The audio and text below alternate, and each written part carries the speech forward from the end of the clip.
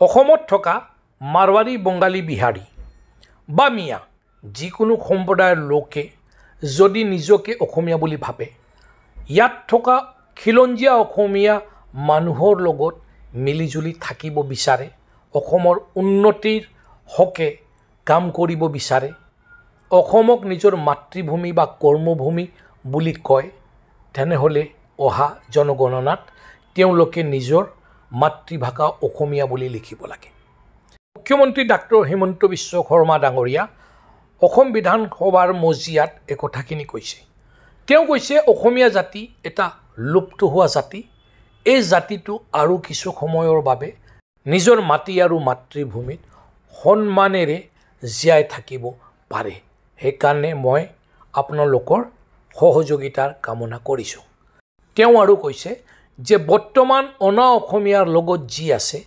এইবিলাক আমি কাঢ়ি ল'ব খোজা নাই কিন্তু আপোনালোকে যাতে অসমীয়া খিলঞ্জীয়া মানুহৰ পৰা আৰু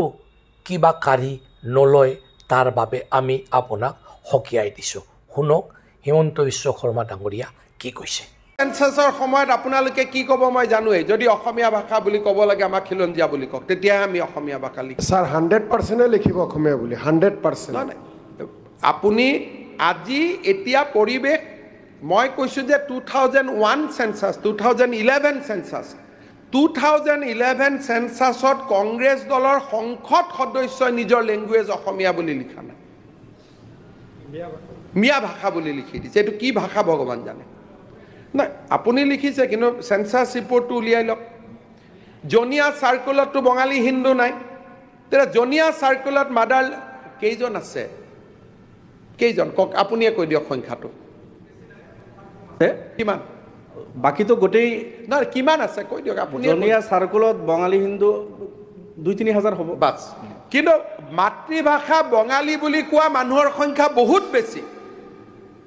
তাৰ মানে এতিয়া যিখিনি অসমীয়া লিখিছে সেইখিনি আমি না মই কৈ আপোনাক অসমীয়া লিখিছে আপুনি ধন্যবাদ এইটো নহয় যে আপোনালোকে চেক্ৰিফাইচ কৰি গৈ আছে ইট ইজ এ ৰং ষ্টেটমেণ্ট কাৰণ আজিলৈকে অসমীয়া শব্দটো এতিয়ালৈকে তাত গ্ৰহণীয় হোৱা নাই হ'ব হয়তো আজি জাকিৰ হুছেইন খণ্ড ডাঙৰী চিকদাৰ ডাঙৰীয়াই কৈছে যে এইটো আমি কৰিম যেতিয়া কৰিম তেতিয়া বেলেগ কথা 21ত যেতিয়া আহিব এইটো বেলেগ কথা এইটো কৰি আছে দুই এজনে বিতৰ্ক কৰিছে বেলেগ কথা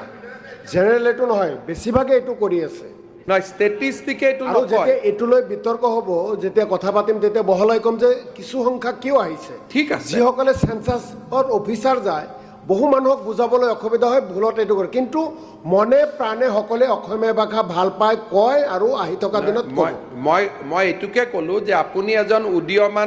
উদীয়মান বিধায়ক আপুনি এইটো কথা সুন্দৰভাৱে ইয়াত কৈছে আৰু তাক আমি আদৰণি জনাইছোঁ কিন্তু যিটো পুৰণা কথা ক'লে যে পুৰণা দিনত আমি এনেকৈ থাকিম বুলি কৈ আছিলোঁ আপুনি সেইকেইজন মানুহৰ কথা ক'লে যোনে অসমৰ লগত থাকিম বুলি ক'লে কিন্তু অসমৰ লগত নাথাকা আন্দোলন কৰা মানুহখিনি কোন আছে অসমত মুছলিম লীগ কোনে গঠন কৰিছিল লড়কে লুংগা পাকিস্তান কোনে কৈছিল সেইবিলাক কোৱা মানুহটোতো এইটো আপোনালোকৰ কমিউনিটিৰ পৰাই ওলোৱা মানুহ নাই ক'ত গ'ল ভাসানী চাহাব গৈ পেলাই বাংলাদেশে তেওঁ সন্মানেই নিদিলে আপুনি হিষ্ট্ৰী চাব ভাসানীয়ে ইয়াত হুলস্থুল লগাই বাংলাদেশত গ'ল বাংলাদেশে গুৰুত্বই নিদিলে তেওঁ জীৱনৰ হিষ্ট্ৰী পঢ়িব ভাসানীৰ জীৱনৰ শেষ সময়ছোৱা কিমান দুৰ্ভগীয়া সময় নাম নিচানে নোহোৱা কৰি দিলে সেইকাৰণে মোৰ অনুৰোধ যে আপোনালোকৰ লগত এটাই কথা যে খিলঞ্জীয়াৰ অধিকাৰ ইট ইজ এ অধিকাৰ ৰিকগনাইজ বাই ইউনাইটেড নেশ্যনছ লিগেল ৰাইটছ বেলেগ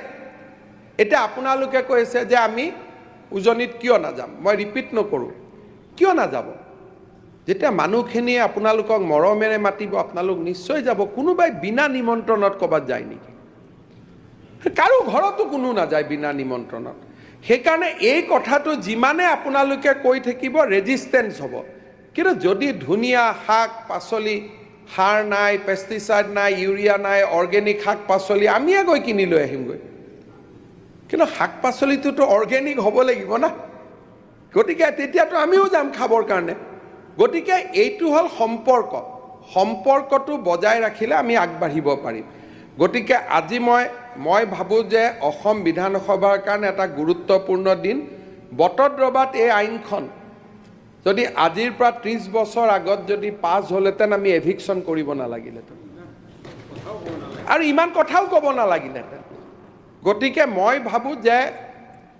ইউডিএফৰ বিধায়কখিনিয়ে কংগ্ৰেছৰ বিধায়কখিনিয়ে যদি এইবিলাক কথাত সমৰ্থন কৰি থাকে তেতিয়াহ'লে আপোনালোকে দেখিব আপোনালোকক মানুহে আদৰি ল'ব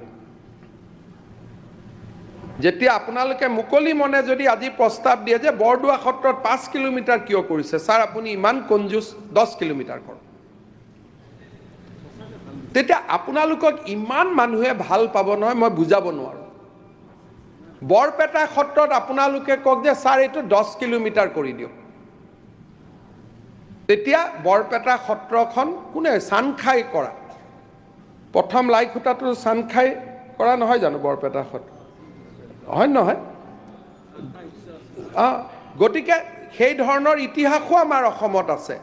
গতিকে মই আপোনালোকক বিচাৰোঁ যে মোক গালি পাৰি লাভ নাই কাৰণ মইতো এটা সেন্টিমেন্টক ৰিপ্ৰেজেন্ট কৰি আছোঁ হিমন্ত বিশ্ব শৰ্মা কি আছে মই একোৱে নহয় মই এটা লুপ্ত হ'ব পৰা এটা সভ্যতাক মই প্ৰতিনিধিত্ব কৰি ইয়াত কথা কৈ আছোঁ গতিকে আপোনালোকে যেতিয়া আমাক সমৰ্থন কৰিব যে হয় ট্ৰাইবেল বেল্ট এণ্ড ব্লক কৰি দিয়ক ছাৰ বটদ্ৰৱা কৰি দিয়ক ধুবুৰীত কেইটুকুৰমান মাটি বাচি আছে আপোনালোকে ৰাখি থওক আমাৰ আপত্তি নাই তেতিয়াহ'লেতো কোনে আপোনালোকক না ক'ব কোনে আপোনালোকক বিৰোধিতা কৰিব সেইকাৰণে ভূপেন হাজৰিকাৰ এটা গান মনত ৰাখিব যে জিন যাবলৈ হ'লে কিছু এৰিব লাগিব কিছু ধৰিব লাগিব আৰু ভূপেন হাজৰিকা একদম হি ৱাজ এ সমাজতান্ত্ৰিক চিন্তাধাৰাৰ ব্যক্তি আছিল মনোৰঞ্জন তালুকদাৰ ডাঙৰীয়াই জানে he was never A BJP লাষ্টত জইন কৰিলেও তেওঁৰ গান গোটেইটোত হি ৰিপ্ৰেজেণ্ট এ ছ'চিয়েলিষ্ট থট প্ৰচেছ IPTFৰ দিনৰ পৰা কিন্তু ভূপেন হাজৰিকায়ো লিখি থৈ গৈছিল জিন যাবলৈ হ'লে কিছু এৰিব লাগিব কিছু ধৰিব লাগিব মই সমৰ্থন কৰিছোঁ জাকিৰ হুছেইন ডাঙৰীয়াৰ যে আপোনালোকে জিন যাব খুজিছে এই মাটিত যদি জিন যাব খুজিছে কিছু এৰিব লাগিব আৰু এৰাখিনি আপোনালোকে ৰেডি হৈ লওক যে এইখিনি আমি এৰি দিম কট্টৰতা যদি কৰি থাকে তেতিয়াতো জিন যাব নোৱাৰিব সদায় কনফ্লিক্ট হ'ব সেইকাৰণে মোৰ এই হাউচত অনুৰোধ with a very positive note কোনো ইয়াত বিষাদ নাই কাৰণ আমিতো জানো আমি ষ্ট্ৰাগল কৰিব লাগিব এতিয়া কংগ্ৰেছৰ যিখিনি আমাৰে কমিউনিটিৰ মানুহ তেওঁলোকে যি কৈ আছে ভোটৰ কাৰণে কৈ আছে ব্যক্তিগতভাৱেতো ঘৰত উল্টাই কয় যে দাদা ভাল কৰিলে বুলি এইটোতো কোনো কথাই নাই এইটোতো মইতো নিজে জানো যে what is the sentiment in Congress বা ভোটৰ আশাত যি চলি আছে এইটো বেলেগ কথা কিন্তু এটা লুপ্ত হ'ব খোজা সভ্যতাৰ মানুহখিনিয়ে কিছুদিন জীয়াই থকাৰ সংগ্ৰাম কৰিব খুজিছে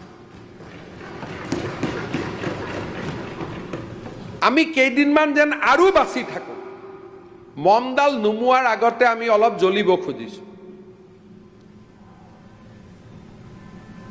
আৰু এইখিনি কথা মই গৌৰৱেৰে কোৱা নাই মই চকু পানী পেলাই কৈছোঁ যে লুপ্ত হ'ব পৰা এটা জাতিয়ে অসম বিধানসভাত চিঞৰি কেইদিনমান জীয়াই থকাৰ অধিকাৰ বিচাৰিছে আৰু কেইদিনমান জীয়াই থকাৰ অধিকাৰ বিচাৰিছে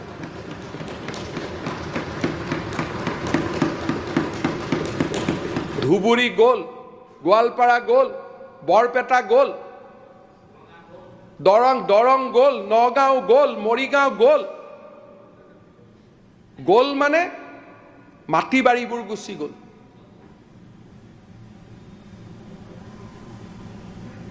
সেইকাৰণে মই বাৰে বাৰে কৈ আছোঁ যে এটা লুপ্ত হ'ব পৰা জাতি আপোনালোকে আমাৰ লগত আগ্ৰাসী নহ'ব আমি জীয়াই থকাৰ এটা সংগ্ৰাম কৰি আছোঁ যে কেনেকৈ আৰু কেইদিনমান জীয়াই থাকিব পাৰোঁ আৰু স্যাৰ এইটো